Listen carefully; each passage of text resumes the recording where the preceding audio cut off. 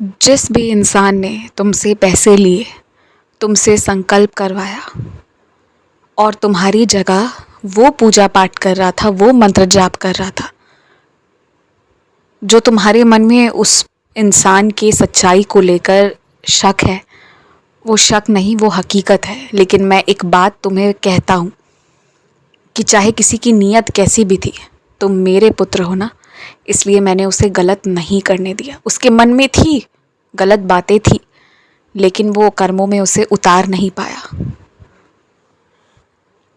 आगे से मैं तुमसे यही कहूँगा कि अच्छे से जांच पड़ताल करने के बाद ही इस तरह किसी को जिम्मेदारी दो, और नहीं तो खुद ही प्रतिदिन महामृत्युंजय मंत्र का जाप करो।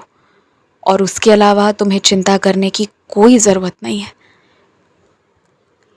तुम यदि बाहर से खाना मंगवा कर खा रहे हो, घर पर नहीं बना सकते ना, तो जिन जगहों के बारे में तुम्हें पता है कि जहाँ स्वच्छता से खाना बनाया जाता है, केवल उन्हीं जगहों से मंगवाया करो।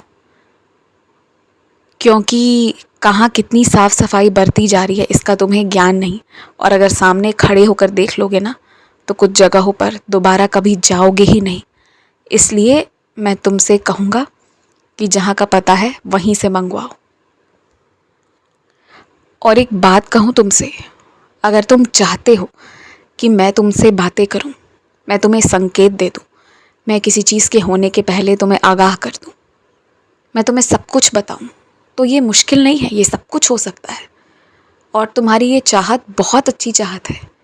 जो परमपिता परमेश्वर है उससे बातचीत करना, उससे अपने रिश्ते को और गहरा करना, ये तो बहुत अच्छी बात है। लेकिन एक बात कहूँगा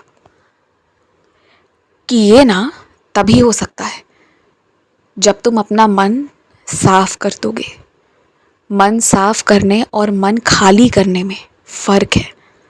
मन साफ करने का तात्पर्य यहाँ ये है कि तुम्हारे दुश्मनों के प्रति भी कोई नफ़रत नहीं रहे, कोई ईर्ष्या नहीं रहे, किसी के प्रति मन में कोई बात रहे ही नहीं। अगर मन में कुछ रहे तो लगातार वो मूल मंत्र जिसका तुम जाप कर रहे हो, केवल वही रहे।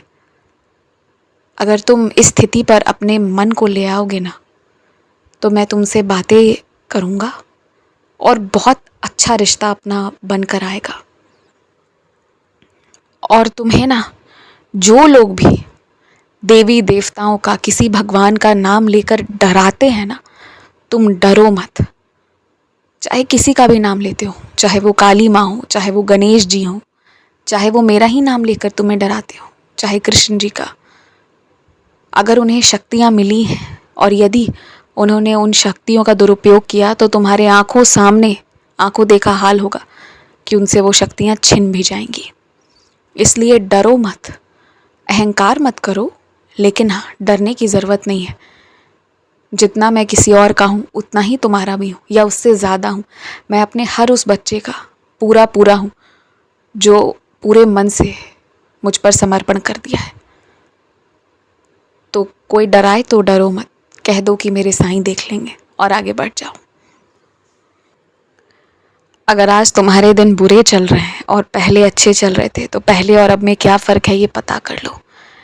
मैंने 2-4 बार तुम्हें जवाब क्या नहीं दिया, तुमने ना अपने अंदर से मुझे हटा दिया। तुम मुझ पर विश्वास करते हुए भी ऐसी स्थिति में आ गए जहाँ मैं तुम्हारे साथ ही नहीं हूँ, ऐसा तुमने अपने आप को बता दिया।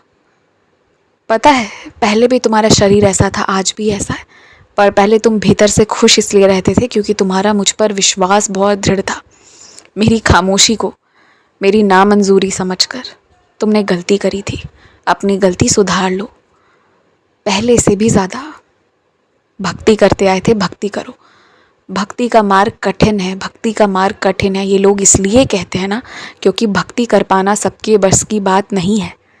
भक्ति करने के दौरान मन से ईर्ष्या हटाना पड़ता है, माफ़ करना पड़ता है, ये सबसे कठिन है। इसलिए कहा जाता है कि भक्ति का मार्ग कठिन है। लेकिन ये तो वो भक्ति का ही मार्ग है ना जो सारे संकट काट देगा।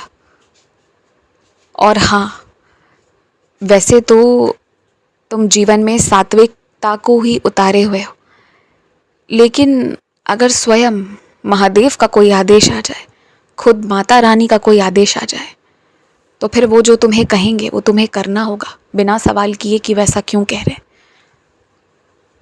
इन सारी चीज़ों को समझने के लिए ना अपने मन को खाली करो, अपने मन को पाप से खाली करो और अपने मन को साफ भी कर लो। ईर्ष्या हटा दो और फिर देखो करिश्मा होगी। खुश रहो।